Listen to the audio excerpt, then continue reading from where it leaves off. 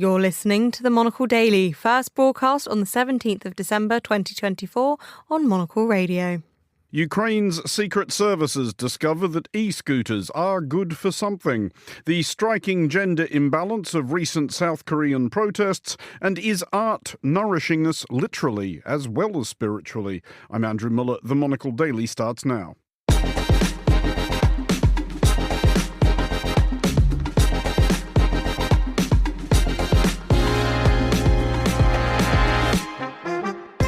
Hello and welcome to the Monocle Daily, coming to you from our studios here at Midori House in London. I'm Andrew Muller. My guests Patricia Cohen and Vincent McAvenny will discuss the day's big stories, and we'll hear from the renowned foreign correspondent Patrick Cockburn about his new biography of his own father, the renowned foreign correspondent Claude Cockburn. Stay tuned, all that and more coming up right here on the Monocle Daily.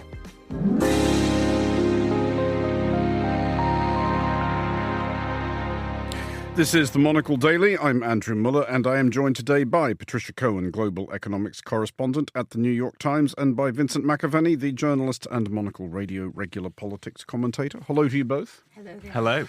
It is that time of year at which pretty much we start every show by asking our guests exactly the same thing, which is, where are they going for Christmas? Vincent, you first of all, because you're wearing the somewhat festive jumper. To be clear to listeners, he hasn't gone full-blown zany It's novelty. Nordic. It's very monocle. It actually is. It's extremely monocle. That is a justifiable use of monocle as an adjective. Very good. Where will you be wearing it for Christmas? So I will be back in Jersey. I'll be there this time next week. I'm working right up until I go. So this was my last day off to run around London shops and try and get everything I needed. And I would say I was 90% successful. Yeah, they have shops on Jersey, don't they? They do, but it's a limited selection. What have you been charging around London trying to find that you won't be able to get hold of on the island? I mean, I can't say because they could be listening, and I don't want to give it away. Of course. No, see, there was me thinking that you were sort of looking for basic provisions. No, it's not food. I mean, I've never been. You could tell me anything. I mean, we're not all standing out on the piers, on Christmas Day trying to catch some fish or something to fry up. We will have food deliveries. The turkeys will have been flown in. Just shopping-wise, like many sort of high streets around Britain, there's been a bit of a collapse. And anyone who's ever lived on an island knows that it is very expensive to do so. Well, indeed so. Patricia, you are going home, I believe, to New York City? Yes, and I'm going to an island as well, the island of Manhattan. Of course. And so I'm leaving Friday and looking forward to it. And but I already had my turkey for Thanksgiving, which I prepared here. So I'll be cooking something else up.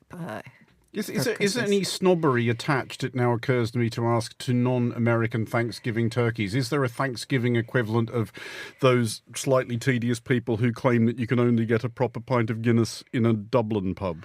Actually, the main problem here is finding any turkey at all at the end of November because they're really not stocked yet. So I really had to kind of search far and wide just to get one. And so I was happy with whatever I was able to get. I'm surprised. I would have thought there would be sufficient expatriate Americans in the United Kingdom to justify Thanksgiving provision. One would think. One would think. There's an American supermarket in Chelsea, isn't there? Right by the Sloane Square. I don't live in Chelsea. No, so but I'm just trying to think. It might, so that could and be. And you don't want to live there, but it might be worth a trip if you're enhancing There one. is Whole Food, which is an American brand. But I will say the turkeys there were eye-poppingly expensive. They seem to be kind of flown in from turkey farms and, in the Midwest or something. So I was looking for a more affordable option. Was that your way of telling us you do live in Chelsea, Vincent? I absolutely don't live in Chelsea, nor would I want to. Well, we will pivot seamlessly to Russia, which is presently advertising for a new commander for its troops of radiological, chemical and biological defence. The previous holder of the role, Lieutenant General Igor Kirillov, has been killed in Moscow along with an assistant, apparently by a bomb secreted in an electric scooter. Russia barely had time to blame Ukraine before Ukraine claimed the hit, which came the day after Ukraine had charged Kirillov in absentia with being responsible for deploying chemical weapons on thousands of occasions since Russia launched its full-scale assault nearly 3 years ago. Vincent, first of all, this is not the first high-profile assassination Ukraine has conducted, or probably Ukraine has conducted. It's not even the first in recent weeks. Captain Valery Trankovsky, the Black Sea missile ship commander in November, and just this month, Sergei Yevsyakov, who was head of a prison in occupied Donbass, and the missile scientist Mikhail Shatsky. Is it effective, though, do we think? Apart from the obvious, i.e. bumping off people who they believe are complicit in the violence being perpetrated upon their country, is there a wider effect? I think there is a chilling effect because reaching into another country and carrying out an attack like this it is something that shocks people. And it's very hard for Russia to try and cover this up when it was, this wasn't sort of someone with a silencer on a pistol in a back room. This was a bomb in broad daylight. People have talked about it. They've been giving interviews. I mean, if you listen to the sort of Muscovites today, a lot of them are saying, the war feels like such a thing that's far away. People in this neighborhood where it happened, they thought it was a sort of construction accident. And so many of those who rushed to the scene witnessed what happened in the few minutes afterwards. And they said, this does bring it all a bit closer because they are obviously ring-fenced in terms of how their state media works and what they portray is going on. But we know, for instance, on messaging apps like Telegram and others, that there is a sort of information network across Russia of the reality of this. And I think, to be sure, this news will have spread on unofficial channels and people will know that actually Ukraine can come in and target it. I also think there might be someone who's feeling a bit nervous in Moscow tonight, which is Assad. If the Ukrainians can reach in, I'm sure there's lots of other people that would quite like to reach into Moscow and maybe target him and his family now that they've fled there. Well, indeed so. But in terms of the psychological effect, Patricia, is it important that Kirillov was not only militarily significant, he was also quite domestically famous? He was on television a lot, thunderously endorsing the Putin line, trading in various apocalyptic conspiracy theories. He was quite a well-known military official.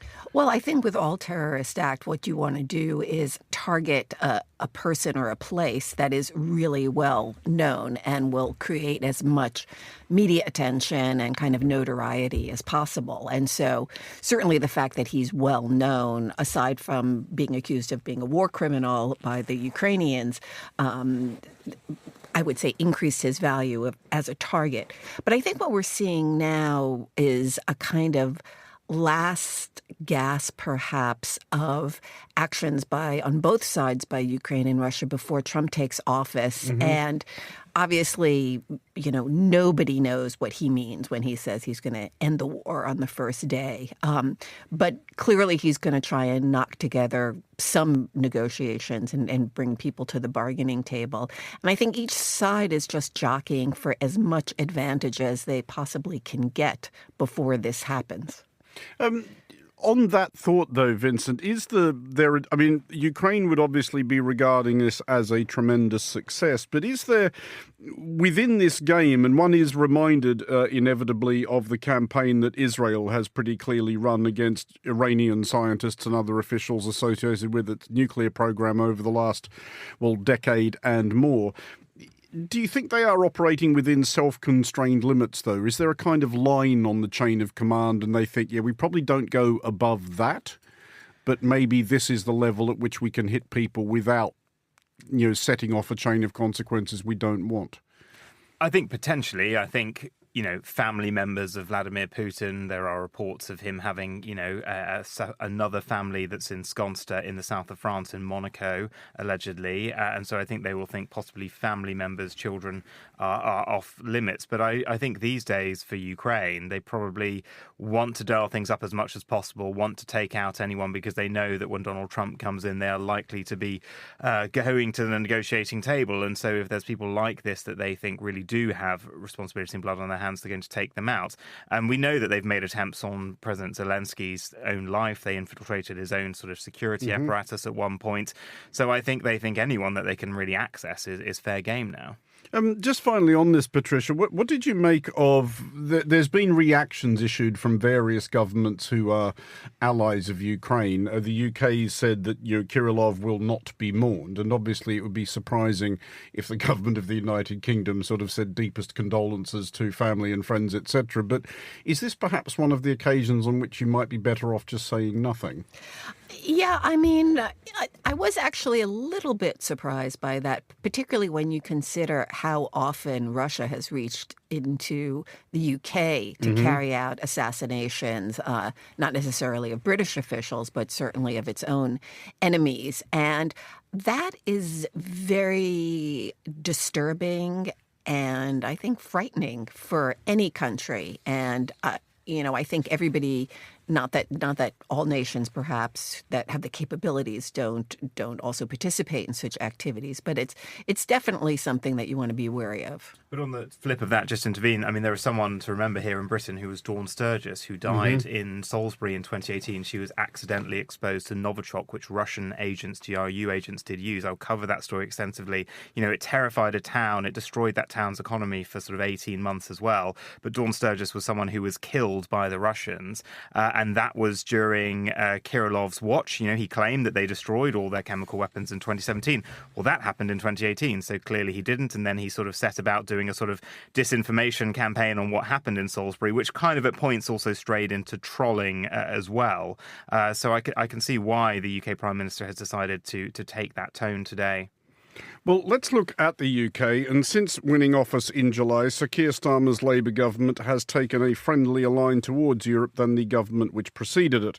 A low bar, given that said preceding government was steered substantially, rather, by people who would not be happy until the Channel Tunnel was bricked up and all non-cheddar cheeses reclassified as Class A contraband.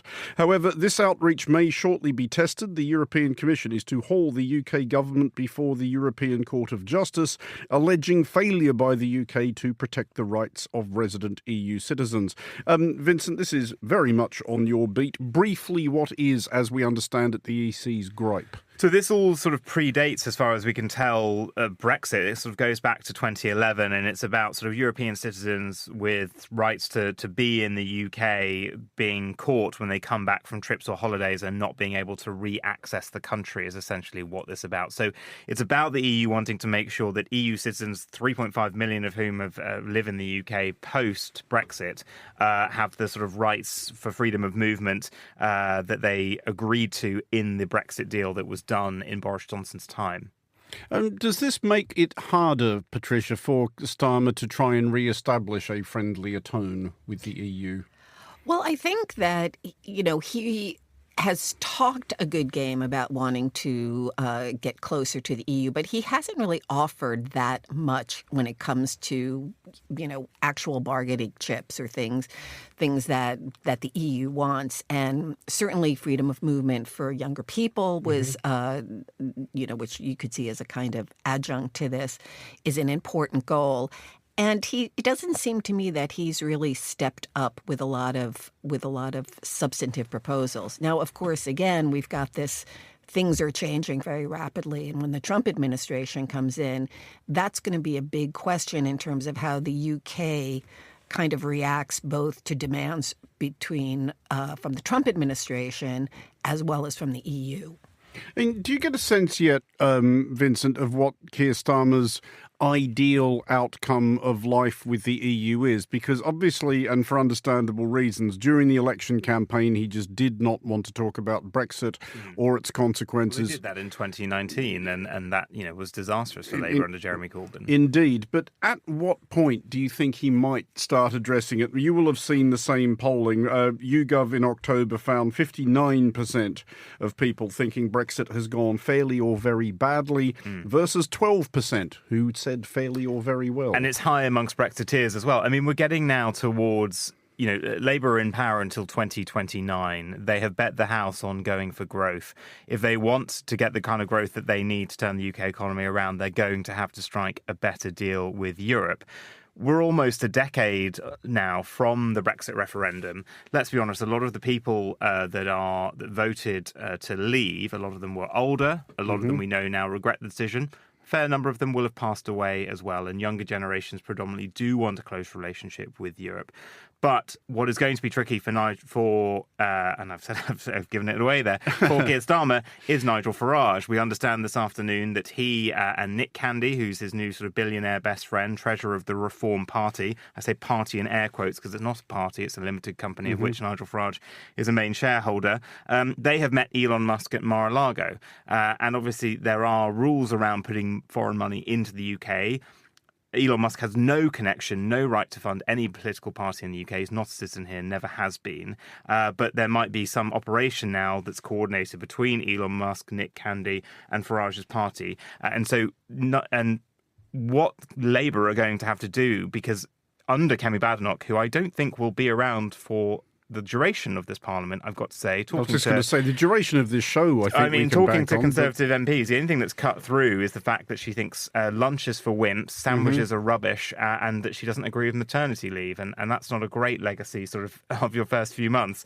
But if these guys are going to sort of, in the media and on social media, be the main opposition over the coming years, then it's going to be very difficult for Keir Starmer to move closer to the EU, because that is Nigel Farage's stomping ground, and he is the most effective campaigner on it. So it is going to be a very difficult path for him. It's a bit of a judgment as to whether he moves quicker whilst Farage isn't as strong as he could get over the next couple of years and pulls the UK closer, and then he can point to economic benefits and say, this was the right decision, Farage was wrong on this, look what it's done to our country over the last 10 years, before Farage's megaphone becomes too loud. I mean, it is a slightly tangential yet related question, Patricia, but as you are here to be blamed for the every decision or foible of the entire population of the United States, how difficult do you think the restoration of Donald Trump is going to make life for the Prime Minister of this country? Because last time Trump was president, he was dealing with Conservative Prime Ministers, none of whom I suspect actually liked him, but there's a greater commonality there. Both politically and personally, it is difficult to imagine Trump and Starmer having terribly much in common, and Trump is somebody who takes everything personally. That's true, but I think here it's going to be really a question of what the Trump administration does going forward in terms of tariffs and trade, and whether he's going to, there's been obviously lots of worrisome threats about across-the-board tariffs. Will he treat Britain and the EU the same? Will there be special dispensation for the UK in terms of as a way of enticing Britain to move closer to the US, and not only on its economic agenda, but also on its political and strategic agenda, which means aligning things with China and other such. I mean, one view is that perhaps Trump is the best thing to happen in terms of pushing the EU and the UK closer together, because perhaps they will have to band together if there are punitive tariffs from the U.S. coming forward. So it's one of these things where Trump is a kind of one-man uncertainty machine, and there are so many things contingent on the policies that he's going to push. Clearly, he sees tariffs as a negotiating chip. And so it depends what his ask is, both of Britain and the EU. Well, to South Korea now, and to an interesting demographic learning gleaned from the recent protests against the misbegotten attempt by President Yoon Suk-yeol to impose martial law upon a bemused nation. Analysis of one of these rallies, the perhaps million-strong crowd which thronged Seoul on December 7th, suggests that fully one-third of it was women in their 20s and 30s, while the equivalent male age bracket accounted for just 8%. Vincent, were the young men all at home playing video games, do we think?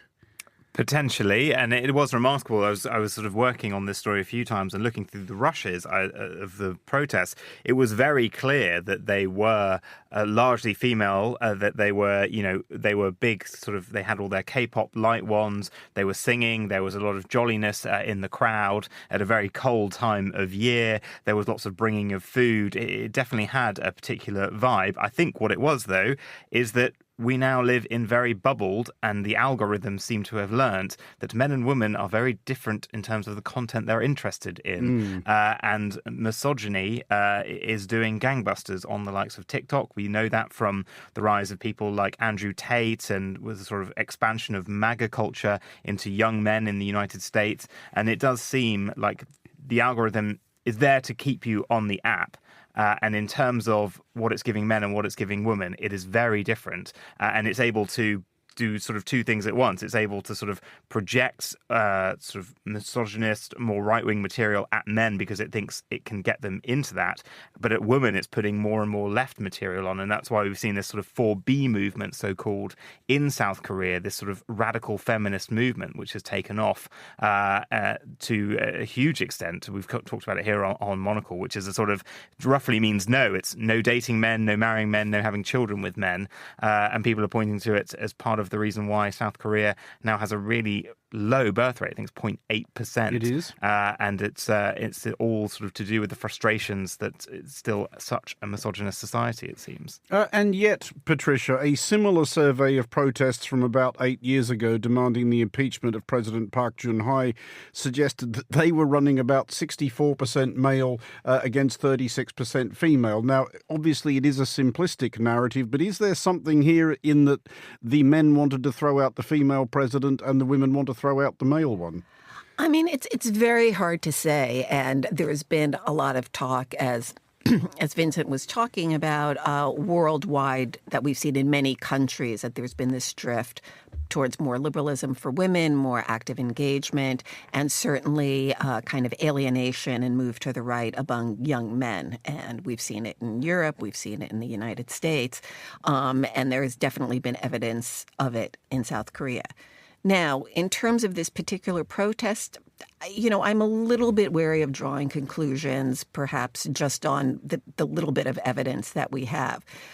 Could it be, in referring to the social media networks you were talking about, as much a form of organizational ability that was able to tap into women who were on certain things that were able to become very politically active and brought them out?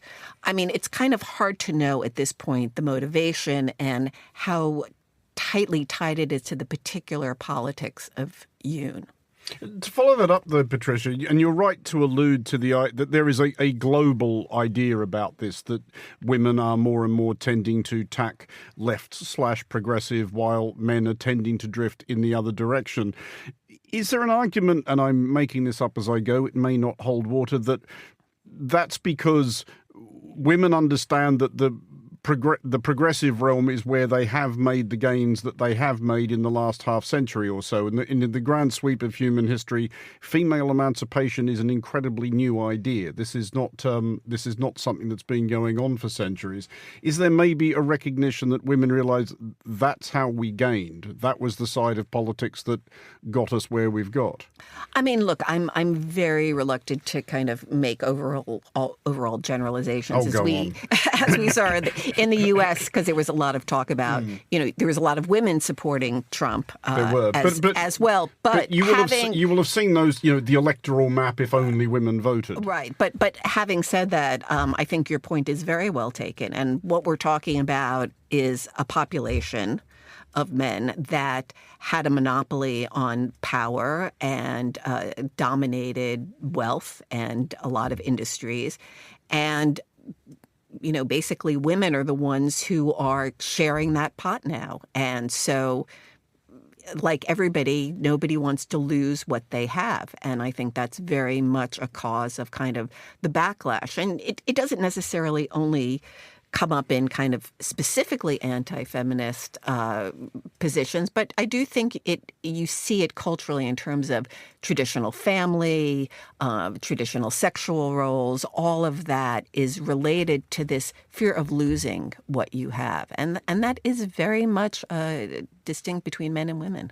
I just want to go back quickly to that point you were making about the algorithm and the way where it shepherds the genders, Vincent, because you're right to point out that there is an incredibly toxic and unpleasant male online subculture, but that does raise the chicken and egg question of, is it the toxic online culture that's making men toxic and unpleasant, or are men attracted to that online culture because they were toxic and unpleasant to begin with? No, I think there's a form of radicalization going on, which I don't think, and if you talk to anyone in education at the moment, they are having to undertake training themselves on radicalization, the methods that maybe 20 years ago we were worried about with, certain populations with Islamist radicalization. It is now a form of misogynist radicalization, and they're having to run workshops. They're having to really sort of, some of the things, I've got friends who've been teachers for 15, 20 years now, and they say this, in the first couple of years I was teaching, this wasn't, there was generally not much misogyny left. And in fact, it was sort of shamed upon if anyone was. Whereas now there's a bit of a boys' club thing forming. And I think there is a bit of radicalization that was going on. I think the other small thing to say on the South Korean protest, just the power of images, that sort of two striking images to me this year. When Trump got shot and, he knew he sort of stopped his own guards from taking him off because he wanted that photograph moment. That did gangbusters for him on social media and rallied men to his cause in particular. I think in South Korea, the image of An Gwang-ryong, who is a former TV anchor, 35, she was dressed cool. She grabbed that man's gun. She pointed it up and said, I had to stop them. I mean, that video went absolutely viral, not just in South Korea, but around the world. And I think that inspired a lot of women in South Korea, because that happened so quickly, within hours of the attempted martial law takeover, that I think a lot of women saw that as a bit of a call. And it's just the power of an image like that sometimes transcends. Well, back here in the UK, meanwhile, boffins have confirmed that the consumption of culture is not merely fleetingly pleasurable, but actually lastingly beneficial to mental and physical health. The report by Frontier Economics for the Department for Culture, Media and Sport further suggests that the consumption of culture generates circa 8 billion quid annually in improvements to the general well-being. It says here that taking part in cultural activities can alleviate pain, frailty, depression and dependence on medication, though at this time I will not be rising above suggesting that some cultural activities, like, for example, attending a Coldplay concert, are perhaps more likely to cause such symptoms. Patricia, there's not really much to dispute here, is there? I don't think so. I mean, I covered culture and the arts for a long time before I covered the global economy, and so I've long been a believer in the healing powers of art, and to do all kinds of things, including lift your mood and make you happier. So. That seems to be pretty self-evident. I don't know that we even had to study that. We'll keep it quick then. Vincent, are you aware of a time, either recently or not in your existence, where encountering some form of artistic expression made you feel notably better than you had when you started? Definitely. This year I've sort of made an effort to go to more galleries and sort of take in more art exhibits and things like that. And that is my resolution next year, because this year I can think of two in particular that I loved. It was a sort of wet afternoon. I was in San Francisco on holiday, and we had to sort of cancel the plan that we sort of did have, but we ran into the San Francisco Museum of Modern Art. I think America does modern art museums kind of better than everyone. They are such an eclectic mix of things. If you're in San Francisco, it's just such a fantastic museum to be able to go to. And actually I went after the election in the US. I left Wisconsin just 2 days after the election. I had a couple of hours to kill, and I took myself to the Chicago Art Institute, which I'd been to Chicago before, but not to that institute. And I wandered around for the afternoon, and it was sort of, we were all still slightly shocked by the fallout, but it was a really great experience to see this amazing collection, which I didn't quite get sort of how many blockbuster sort of pieces would actually be in this museum. Great American works, but also lots of Dutch masters, lots of Picassos, lots of everything you kind of want to see in a museum. And I definitely felt lifted, because you kind of makes you think that whatever is going on, there are things that people find ways to sort of transcend the culture and fight back sometimes through art, or that these problems that you're facing that seem so vast, people have faced them before. So I think that was my sort of cultural highlight. I am a big concert person, of course, you know this. I'm going to Glastonbury next year. I did get tickets, so I'm very excited for that next year. That's going to be a cultural highlight, I think. I'm glad you're going, Vincent. It means that I don't have to. I'll ask you. It's Coldplay. I was going to say after Vincent's wonderful plug of American artistic institutions, let me do the same for British. Number one, that they're all free. Now, yes, you do have to pay for the special exhibits, which is kind of annoying, but the free entry is something that you don't have in many museums in America, and they're expensive. Yeah, and although they are bloody brilliant with press passes. If you flash a press pass at an American museum, if you're lucky enough to be a journalist listening to this, if you flash a press pass, you're in for free. They give you a tour sometimes. Right. They are fantastic on that. So we don't do that. And hand claps to you guys. They do on occasion. Okay. I've had that here. And the other thing, though, is I'm a huge theater lover. And theater is at least half the price of what it is in New York. And so that, I think, is just fantastic. And that, actual average people can go to the theater here without, saving up for half a year. So just finally then, Patricia, the last theatrical production you saw here in London that you can remember launching you back out of the theatre with a noticeable spring in your step? Oh, gosh, I've seen so many good things. One was Macbeth with David Tennant and Cush Jumbo, which was delivered with earphones. So it was like the witches were whispering in your ear. At first, I thought the person next to me had started to talk to me. But in fact, it was that. And I saw Giant with John Lithgow, which was fantastic. And the updated Oedipus with... Mark Strong and Leslie Manville, which was also really riveting. Even though you know exactly what's going to happen, the audience still gasps at the end. And at the other end of the spectrum, I saw Wish You Well, the Gwyneth Paltrow parody musical recently about her ski trial from 2023. It was a hoot. It was fantastic. I heard that was really good. Really fun. Okay, we've now drifted into the realm of musical theatre, at which point I'm even more lost than I was when you raised Glastonbury. Vincent McAvenny and Patricia Cohen, thank you both very much for joining us. Finally, on tonight's show, in the pantheon of Fleet Street legends, few stand taller than Claude Cockburn. Initially a correspondent for the Times in Germany and the United States in the late 1920s and early 1930s, Cockburn became best known for his newsletter The Week, which informed its readers and enraged its subjects with well-sourced insider reporting. Stories about Claude Cockburn were always at least as gripping as stories by Claude Cockburn, and both are considered in a new biography, Believe Nothing Until It Is Officially Denied, Claude Cockburn and the Invention of Guerrilla Journalism, by his son Patrick Cockburn, himself a Fleet Street legend of no small stature. I spoke to Patrick earlier and began by asking about the challenges involved in writing a biography of a parent. I think it made it easier. People might say that one's sort of partisan or too emotionally involved, but there's a very simple thing that I sort of knew quite a lot about him. I'd been interested in him a long time. So over the years, I'd been sort of searching out for sources like his MI5 files. And so basically it made it easier. I did want to ask about the files because it is extraordinary what a backbone they are of your biography in terms of source material. Why were MI5 so interested in him at the time? Well, he was doing something which they hadn't come across before, which was to start off a newsletter which said that it had sort of sources in the government everywhere else, and was producing news that the mainline media just wasn't touching, or either didn't know about, or was partisan, didn't want to report, which might be about appeasement, which might be about the abdication of the Spanish Civil War.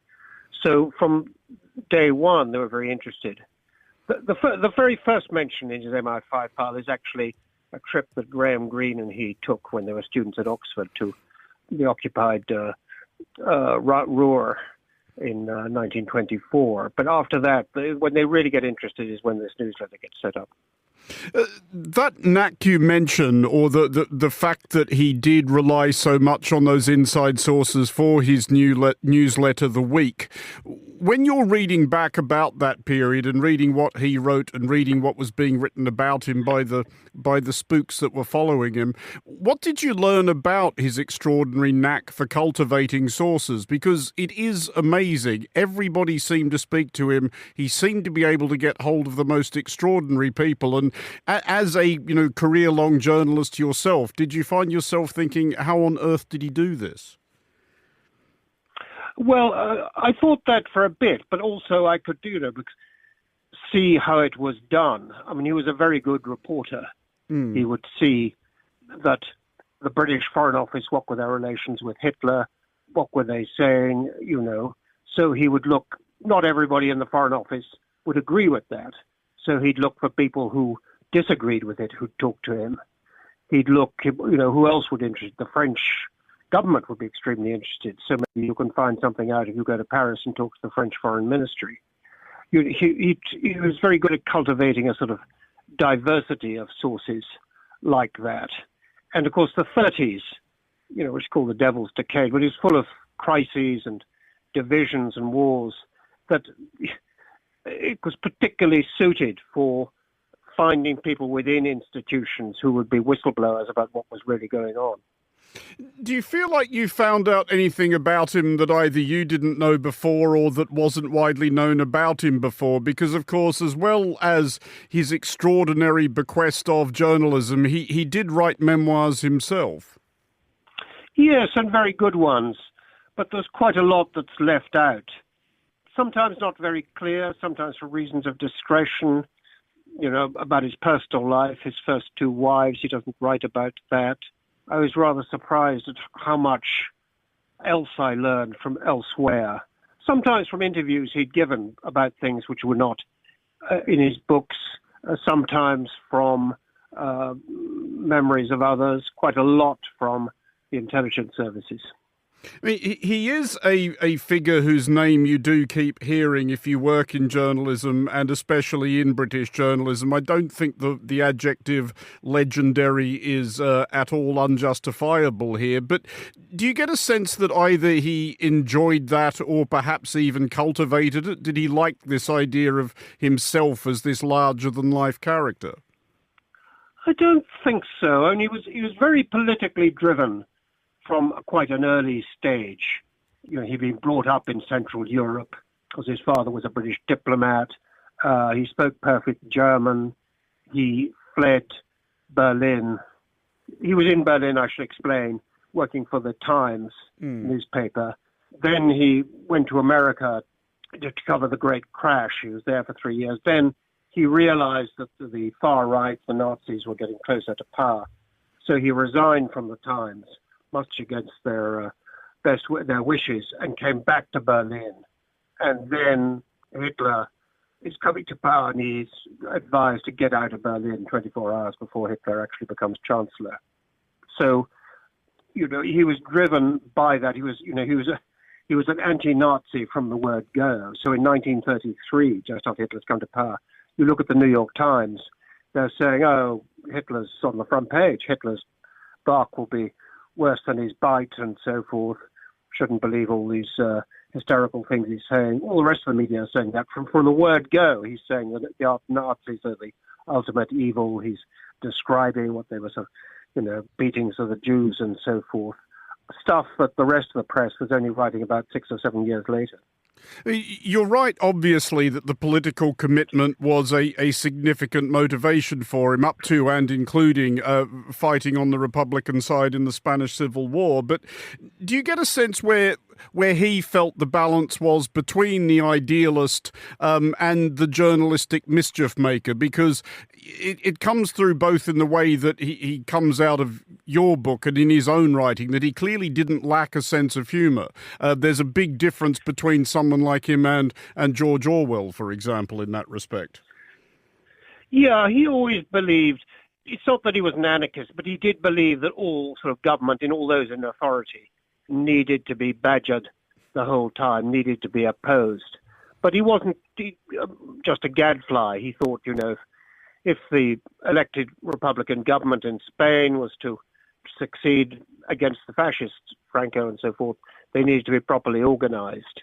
So he'd fight very hard on that respect. But he was also a very sort of humorous guy. He also believed in often a quite jokey approach. He also thought, that you must make things interesting for the readers, the listeners. He had a story he used to say, which I think is quite useful for journalists, which is was told to him that when you're writing something, you have to imagine there's an old lady in Hastings with a cat she loves a lot, and you've got to compete with that cat for her attention when you're writing, and just keep that in mind. And that's the way he always wrote. Well, on that thought, and just finally, when you were reading your father's journalism, and if you're reading that as a journalist as you are yourself, how well do you think it has held up, given that a lot of it was written now nearly a century ago? Do you think it does transcend the deadline for which it was written? Oh, very much so, yeah. And I think it's particularly relevant now, but 2020 is a bit like the 1930s, you know, one crisis after another, wars starting and not ending, governments behaving incredibly badly. I think that his type of journalism, you know, is very fitted to the present decade, just as it was in the 1930s.